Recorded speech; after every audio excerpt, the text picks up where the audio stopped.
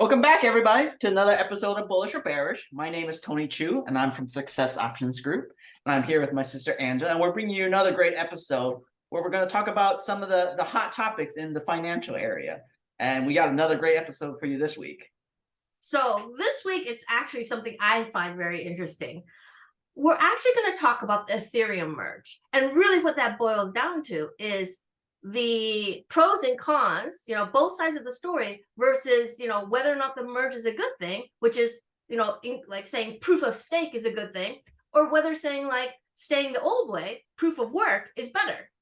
So I'm going to take the proof of stake side. So I'm going to say this merge is like the best thing happening for Ethereum, because really what it boils down to is they're going to reduce energy consumption by 99.95%. I mean, look at how much less energy that they're going to be using. That's a big thing, especially since energy costs money. So, that's one of the main things that they're talking about with this merge is that it's going to reduce the amount of energy that's being used. So here's where I'll start with. Yes, so by reducing the proof of work, right, the energy used to mine, they're going to proof of stake. And what that does is killing the American dream. That's how I will say it. There's this idea, that in the culture that if you work hard enough, that you can make money and you can succeed. But now this is the idea of like, because of proof of stake, and if people are interested, we can have another video where we explain this more in depth. But basically, you're incentivizing people that already have Ethereum, right? And they're staking their own coins to like be a validator, right? So it's kind of making the fat cats fatter, right? It's making the fat cats richer, right?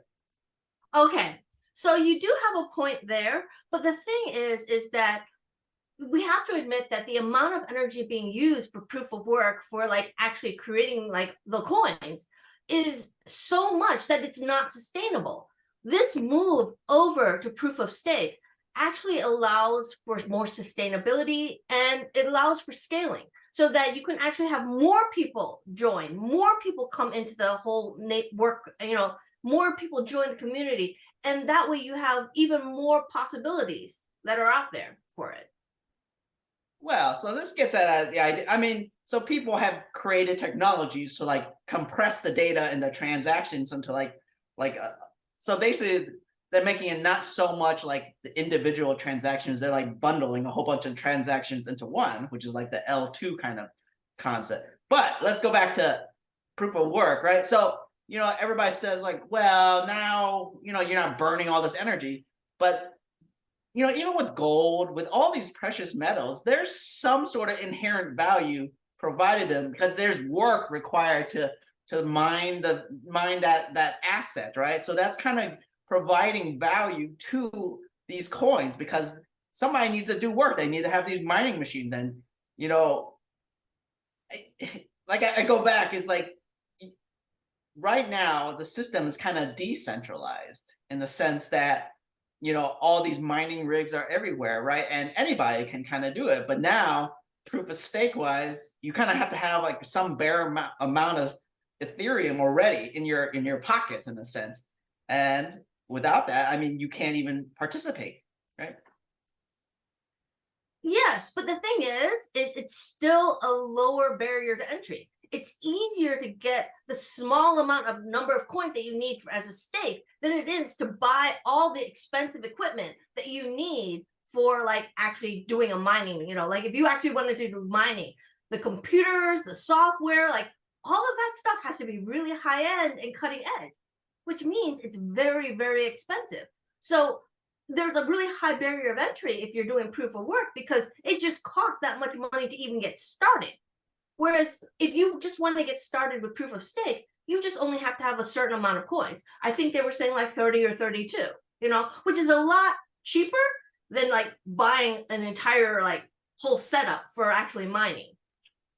So, but then now, so the whole idea behind blockchain is this idea of decentralized, right?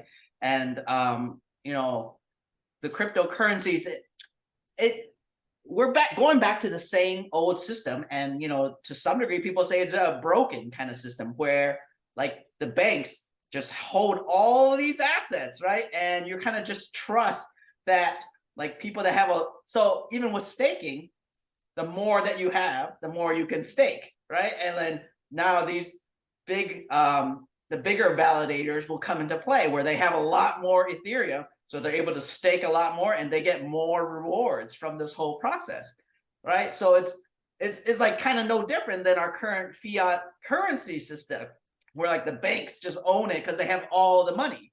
And you talk about, well, there's a barrier to entry. I mean, there's stories about people that just build their own little mining rig at their home too, right? And they're just doing the same kind of concept, right? So, um, what I'm really getting at is like that whole idea. It doesn't break the current system of like centralization, so it re-centralizes it. And we've had conversations about central banks before and the downside of that.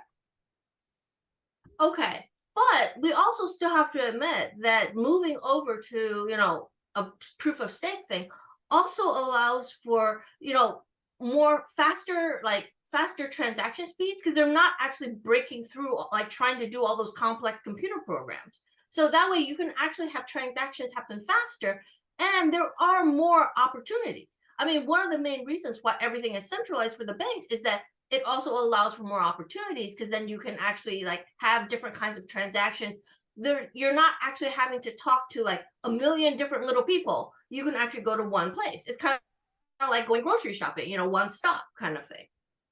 And that comes at the expense of security, right? So we talk about centralizing, and the fact is, like with proof of work, you said they do mathematical equations, right? So for verification. So it makes it really difficult to manipulate the system because you're still doing some work to do this mathematical equation. Whereas like proof of stake, yeah, that person, that's the validators, that's randomly chosen, right? But they just say, yes, that's it. And what their penalty if they like manipulate or lie or do something like that is they get their stake taken, right? So it's kind of similar to our current system where they just get a fine, right? And then people was like, well, what if the fine's not as much as the money I made on doing this kind of manipulation, right? That's something we see with like stockbrokers and all these kind of systems in our current system right now. You can manipulate it and they get fined, but they made a whole bunch more money than that fine was, right? So this is that kind of same kind of concept. But they are saying that even with, what you're talking about with like possible manipulations, with the proof of stake, if you don't want to deal with those people who you feel are manipulating, you can actually create your own fork, a softer fork with just, the people like with a community that way. So you can actually like, there are ways to like kind of kick out the people who you feel are manipulating. Yeah. So, and then this gets at my last thought of, you're having to stake your Ethereum to be a validator, but there's no process right now how to get your money back out. So you just put it in and it's stuck there, right? And you just staked it. And they haven't made the off ramp yet to how do you get that out, right? So it's kind of a bad way, right? That, well, it's kind of sunk money in a sense, right? So really, like as we've been going through, there is actually a lot to talk about with this, with this whole topic. And it's really interesting because, I actually learned a lot by, going through all these different pros and cons. And so, thank you. And also, if you liked it, hit the like, hit the subscribe, and please join us for our next time.